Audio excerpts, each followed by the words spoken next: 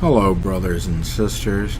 Thanks for joining me in the Assembly of the Renowned Plantations 4 and 20 Word.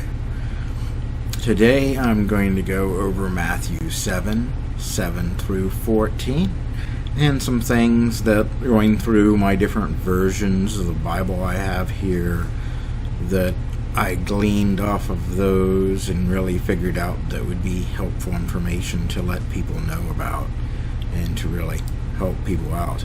As I always recommend, I recommend you read it for yourself. You look into versions, you meditate on it, and even with friends and believers come together, because where two are, he'll be with you as well. Matthew 7:7 says, "Keep asking, and it will be given to you. Keep seeking, and you will find. Keep knocking, and the door will be opened to you. For everyone who keeps asking receives, and he who keeps seeking finds. And to him who keeps knocking, the door will be opened." I picked this version because I do have the complete Jewish version, and I found it really interesting. I looked in the Strongs, and the Strongs actually spoke about being persistent as well. And in the Jewish version here, it says, it emphasizes that keep asking, keep seeking, and you will find it. This is one of the amazing things that I find so great about God, is with Matthew 7:7, he says, seek him out and you'll find him. You will seek out what you're looking for with that. So he opens that invitation there to seek him out and become one with his family, figure out what he's about. Matthew 7:9 goes on to says, "Is there anyone who, if his son asks him for a loaf of bread, will give him a stone? Or if he asks for a fish, he will give him a snake? So if, even though you are bad, know how to give your children gifts that are good, how much more will your Father in heaven keep giving good things to those who keep asking him?" This one I found interesting too, because the bad is kind of a strong word there. Some people hit that and say, well, I'm not bad. I wouldn't do all kinds of things. I looked in the Aramaic as I was going through those, and it actually replaces bad with error. Showing it really the representation that the Almighty is a perfect Father and provider. That he has the perfection, and us that have the error and might not think of the right things to do with those, he's so much above us with that. And if we keep seeking him, we keep going in for him, then he'll give us the best of the things that we need, just like a father would. And it always goes off the needs that your dad knows that you need. Like with the bread, you don't need a stone, he knows you need nutrition. And then we go on to Matthew 7:12, which is the golden rule that I know you've all heard here.